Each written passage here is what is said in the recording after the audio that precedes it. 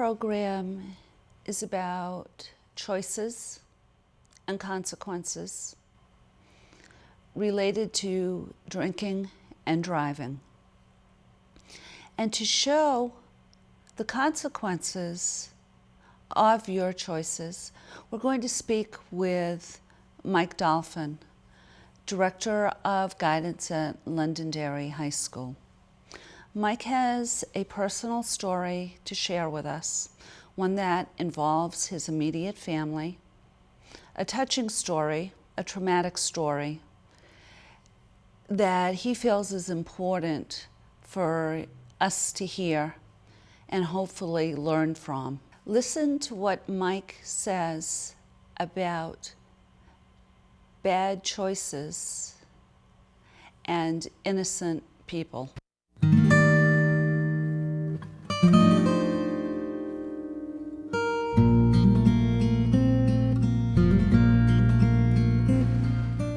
We know that your family has suffered through a tragedy with a drunken driver.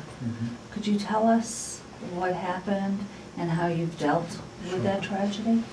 Well, it's my wife's side of the family, so actually it was her name was Mary Frances Fleming. I met her when she was 11, because I met my wife when I was in college and she was in high school, so I'll never forget the first picture of her. She was looking down the stairs, upstairs with the pigtails, and checking out who her sister's date was, you know, because the college boy was over the house, you know.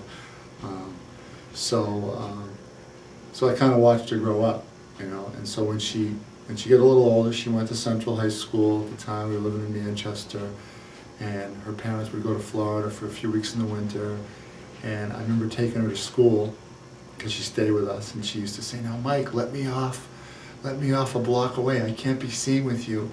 The kids will know that, you know, we're related, and I don't want them to know that, you know, a teacher is related to me." So she was so cute. So I'd drop her off a block away and go park the car. So when my kids were born, she used to babysit for them, you know, at the time, and take care of them and so forth. And she decided to go to Keene State, major in sociology, and my wife and I had moved to Rhode Island and got into business. This was about early 80s. And we were down there for about a year, and then it was like at 2 o'clock on a Saturday night in June. I'll never forget it, because the phone rang at 2 in the morning. My wife picked it up, and we could hear somebody, but it was dead silence. We just didn't know if it was a prank call or whatever. So of course, you get a call like that, it kind of startles you in the middle of the night. So hung up the phone, and 20 minutes later, my mother-in-law was on the phone, and she said, "State police are just here. Mary Frances is dead." So, you know, I said, "What the heck's going on?" You know, to my wife, and she told me, and she was just stunned, because my wife was the fourth out of 5. Mary Frances was the baby. So we immediately we didn't know what to do. I mean, the first thing we wanted to do was go home, because we had been planning on living down there and staying down there because of the business. So we obviously got everybody together the next morning and went back to Manchester, and just didn't know what to say, because not only was she killed, her fiance was killed. I think she had just turned, I don't know if she was 22 yet, but she graduated from Keene State the month before, and then a month later she was with her fiance, and they had driven to Maryland. And actually they went to a wedding in Gettysburg, Pennsylvania, and they went to see my wife's older sister, Carol, in Baltimore. They were living at the time. So they went to Baltimore, and they were driving back from Baltimore in Pennsylvania. It was kind of like a rural highway, like a 102 or 111, you know, the typical business highway. And from what the story was, the people on the overpasses had stopped because of this particular guy going all over the road. He had a big Pontiac Catalina, you know, like a huge car. They had a little Chevy Chevette in those days, you know, a little small car. And he was just going all over the road. I mean, he was going from one side of the road to the other. And he was like the old Weebles when the kids were young. You know, he'd hit the thing and it'd come back up. He was falling down in the seat. He'd come back up and grab the wheel. So he went over this hill, and they're coming, and they see him. And all of a sudden they turned, because he was going this way, and then he turned back, hit him head on. And so the fiance, Lenny, steering wheel crushed him, dead on the spot. And my sister-in-law got thrown out, landed on the pavement, instant, both of them. So he, of course, the drunk driver had no injuries. I think he was .28, on the blood alcohol scale. So just devastating, because my father-in-law, being very Irish, in the garage there was a picture that month, just happened to be of a girl in pigtails, like when I met her, like with an Irish sweater on, and he never changed that calendar for 10 years. So my wife got really sick. This was before she was teaching. She got very sick. We came home, she got mono, depression, just devastated the family and the services, so forth. It's been a long time, but we went to Keene State and we donated money with some other families that had lost some students, and we planted a tree with all their names on the plaque behind the dining commons and so forth. But so it's been 20 plus years, but it still rings true, because it's just such a common thing. And even though that had happened, I had lost 5 classmates in high school to being hit by drunk drivers. And it's still something that, until it happens to somebody I just couldn't believe it. And so we went to the funeral, and after the funeral, my mother-in-law ran into the house and was screaming, Mary Frances, I can't believe it, I can't deal with this, so forth and so on. They're still alive in their mid-80s, and they still don't have their baby girl all this time. So it's a hole in their hearts that'll never. Time has a way, I guess, of helping, but their other 4 kids are still alive, and they've got grandkids and all of that, but still. The pain. The pain's always there. And, the guy, there was a trial in Maryland at the time for the drunk driver, and that was in the 80s. He just got a slap in the wrist and a fine. That was the extent of it. They had to travel down there for the trial, unfortunately. So there was a lot of hush-hush. The family didn't want to talk about it. It's not the Irish way to discuss things, so unfortunately, all I did was, try to pray for her, and still pray for her to this day. Go to the cemetery. They're buried next to each other in the cemetery. His stone, his family stone. He's with his dad, and my in-laws have a stone. She's there, so when they die, they'll be with her. So it's just devastating. So it's just, and nobody will ever understand it. And no matter how many, it just seems like no matter what people do, publicity-wise, it's not something that people will ever get until it happens to somebody they know. 5 of my classmates died when I was at West High School, and the lights were put in at West High School back in the day because of one of my classmates walking home from a dance, and the guy coming right up on the sidewalk and knocking her flying because he was so drunk. And there was no lights at that corner until that time, 1966.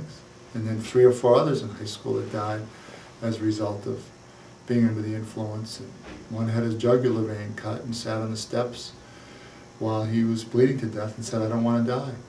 And all the driver did was turn around, check on him, passed out, but the driver was drunk, and there was a truck parked right by West High School, and they went right underneath it. Cut his jugular. They took him to the steps, and he kept saying, I don't want to die, and he bled to death in 3 minutes. Right there, somebody's steps. This segment, we are with Pam Kobilarcsik, a case manager at Londonderry High School. She shares her story about a driver who made a bad choice to get behind the wheel after spending an afternoon drinking. Here's her story.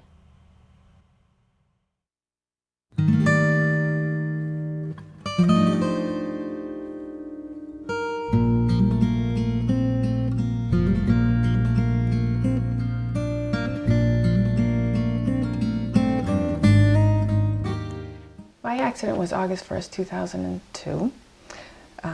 I'm currently a case manager at Londonderry High School, and I think my life was spared because I have a message to deliver, and it wasn't my time yet, although it was my mom's time. She and I were going to pick my husband up at Manchester Airport, and we were coming down Route 101 to 293. We just finished the second half of Shrek, which is something my folks wanted to see. And I don't remember anything beyond when we left the house to go and pick my husband up.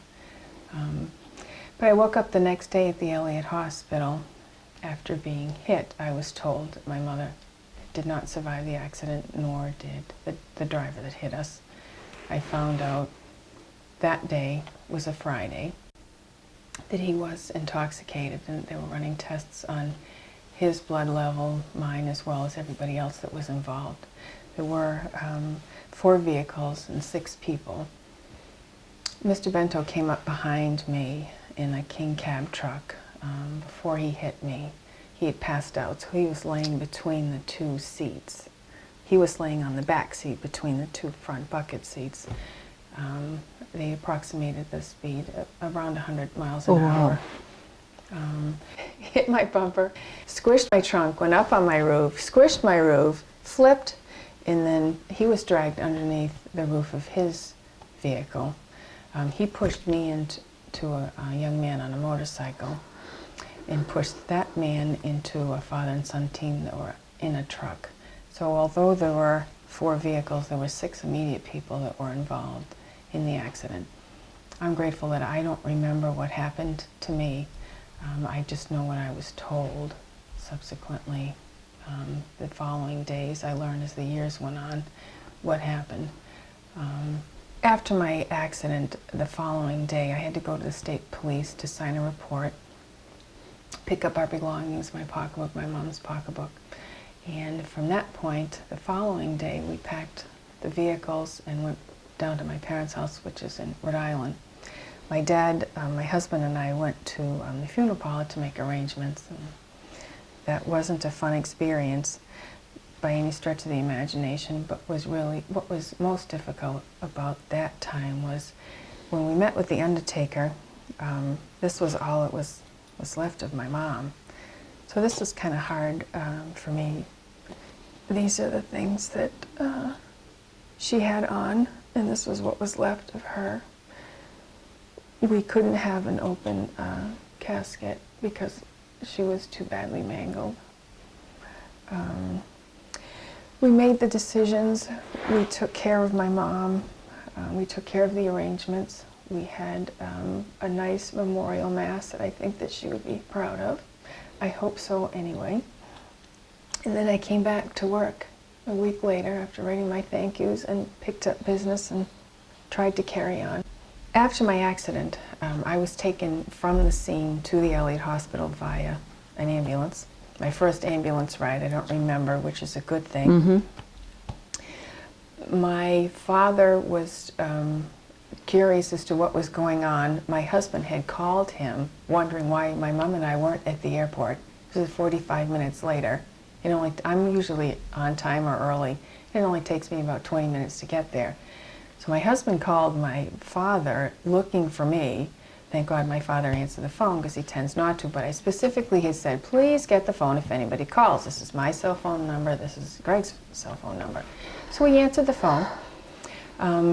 It said to my husband, they left 45 minutes ago. I'm not sure why they're not there, but you get your bags and I'll call Pam. So he called my cell phone, at which time the state trooper answered the phone because it was ringing in my bag behind the seat, and he identified my father as to what his name was and what his relationship was to me. And the state trooper told my dad that my mother had been killed and that I was in the ambulance on the way to the Elliott. My father, not being from this area, didn't even know how to get to the Elliott. They're from Rhode Island. So the state police were kind enough to dispatch 2 police cars, one to get my husband at the airport and one to go pick up my dad in the town that I live. I remember my father told me this after, that I kept coming to at the Elliott, asking where my mom was or how she was doing. And the nurses didn't know how to handle or how to answer me. My father kept saying, oh, she's okay, she's being taken care of, and she's doing fine. And my father pulled my husband out when I went back under. And my father said, I hate lying to her. I need to tell her the truth. And my husband said, do what you have to do. So the next time I came to, I asked where my mother was. my father told me that she had been killed. And they say that when you speak to people that aren't all there, that they really don't know or they don't remember. But I did remember, and I never, when I woke up the next day at 10 o'clock at the Elliott, I'd never asked again where my mom was or how she was doing. I only have minimal scars, physical scars. My head was bruised badly. I couldn't open my mouth, and I have a large mouth, and I love to talk, not in front of a camera, but I do love to talk. I have a little gash on my leg. So I was blessed with few scars, physical scars. The emotional scars are something that I will deal with for the rest of my life. Mm-hmm. My dad is now learning to live by himself. I'm an only child, and my mother was a nurse who waited on him. Typical relationship of the time.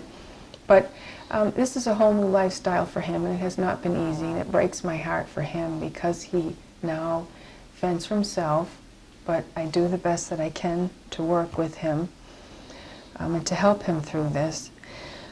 My life has changed in many ways. I was one that never thought twice about getting in the car and driving at night. It took me pretty close to a year before I was comfortable driving alone at night after many practice runs with my husband. Mr. Bento took a lot from me. I wasn't going to let him take my privilege of driving, so I immediately got back in the car and I drove during the day. But it was at night that I just, when the sun started to set, it brought back a flood of memories, and I just, it was difficult for me to drive at night. If I'm in a construction zone, which is where my accident happened, if I'm forced into one lane of traffic and the traffic backs up, I'm paranoid about something coming up behind me. If it's a truck in my rearview mirror, I'm really, really nervous. If I'm behind someone on a motorcycle, it's difficult for me. I clench up. Because Mr. Bento was killed in the accident at the time, I know that he can't do this to anyone else. So my healing has been different. I worked with a grief counselor for about a year who was really helpful. She helped me process through my baggage and she's taught me how to live with the baggage that I now have. And I think part of my healing is trying to help students and people make better decisions throughout their lives. We all have choices to make, and the choice that Mr. Bento made was to start drinking at noontime on a weekday. The choice that my mother and I made was to go to the airport to pick up my husband. And that's something that I will live with for the rest of my life. And I want the students to realize that it's all about choices, and that we all make our choices, and that bad things happen to good people, because I just made a choice to go to the airport to pick my husband up. That was it. You speak to classes as often as possible. What is the message you like to leave with your students? It's all about choices. When they're driving a car, they need to make the right choice. If they're not appropriate to drive, then they shouldn't be driving. I ask the students, if they see someone driving erratically, the patterns just don't make sense, to pick the phone up, and I know they all have one, and hit Star State Police SP or dial 911 and give a description of possibly the license plate, the car, the road that they're on, the direction, anything that they can give as a cue. It might help save somebody's life, and it might be a relative of theirs, it might be a friend, it might be someone that they don't know. But what a neat feeling to think that you could have saved someone's life. And if someone had done that for me, Mr. Bento might still be alive, my mom would still be alive. Mm-hmm. So that's something that I ask the students. And I close when I meet with the students with this saying that means a lot to me, and I hope it's something that they'll take with them. We seldom think of what we have, but we always think of what we miss. I want to thank my guests for sharing their stories. This was the most difficult show I have ever put together. It's something that needed to be done, something my guests felt they needed to share. and hopefully it will make an impact and people will realize they do have choices to make. Thank you for watching. And if there's any information you would like to share with us, we will be doing more shows in the future, or information you would like, please feel free to contact the Londonderry Fire Department, the Londonderry Police Department, or us here at the Cable Studio. Thank you again to Mike Dolphin and Pam Kobilarcsik, and to the crew at Londonderry High School and Karen Robinson's video class. I greatly appreciate your assistance in this project. Thank you.